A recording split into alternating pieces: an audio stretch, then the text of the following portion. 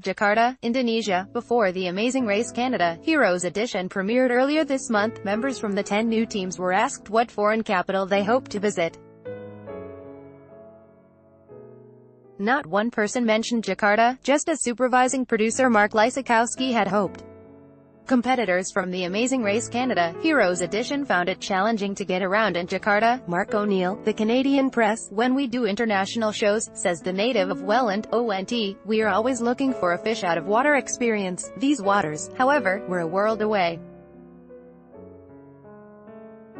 Producers had to arrange visas and fly the 8 remaining teams, camera and sound crews, director Rob Brunner and host John Montgomery approximately 30,000 kilometers there and back for the single episode, which airs Tuesday.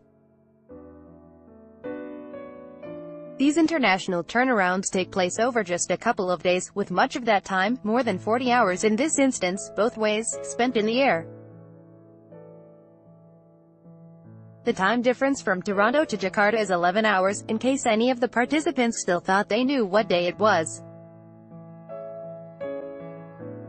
Article continued below. Watching teams try to overcome those challenges is where viewers see themselves in the racers and become inspired, maintains Lysakowski. Even for Montgomery, Jakarta is the least familiar region ever featured on the CTV series. "I had zero idea or picture in my mind's eye of what this place might look like," says the former Olympian.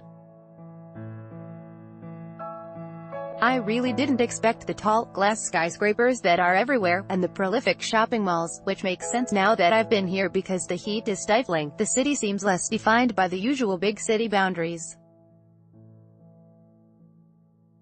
5-star hotels and luxury restaurants share the same block with makeshift markets made out of corrugated steel and concrete blocks.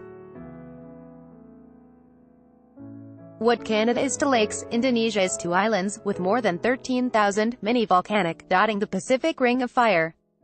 Indonesia dwarfs Canada in terms of population, with more than 261 million people. Metropolitan Jakarta alone is home to more than 30 million, not far off the entire population of Canada. And with that population comes traffic. A lot of traffic." Article continued below. While efforts are underway to ease commuting with plenty of highway construction, this didn't help the Amazing Race teams when the show was in production last May. Participants had plenty of time to ponder large billboards for the 2018 Asian Games, coming to Jakarta in August, from stuck-in-traffic taxis. Producers familiar with the region warned Lysakowski that the racers will never get anywhere because of road congestion. "Perfect," he said, "makes it harder.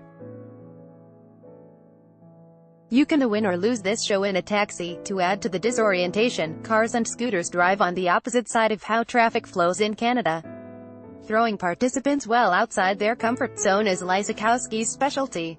Jakarta's geographical position just south of the equator saw temperatures soar into the high 30°C range. If traffic didn't leave players steaming, the weather would bring them to a boil. Crews had to navigate around the annual May Day labor parades and protests as they tested camera angles the day before the race. Lysakowski says the series has no problem wading into similar parade routes last season in Panama, and in an upcoming episode set in Canada. "Getting trapped," he says, "is what makes the show. What happens when you're traveling and you're suddenly stuck?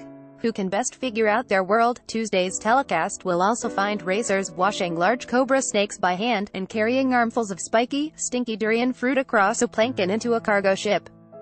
Melissa Hollingsworth, 37, listed snakes as one of her greatest fears coming into the race. Her teammate, fellow Alberta native Nancy Csabe, suggested they simply talk to them like they were horses. Viewers can judge for themselves how well that worked, but the former Olympian and the professional barrel racer are already pleased by how well they've meshed on the road. "Communication is key," says Csabe, 50. She hopes to show her 13-year-old daughter back home that women can win any race once they set their mind to it. Bill Brew is a freelance TV columnist based in Brampton. While in Jakarta, he was a guest of Bell Media.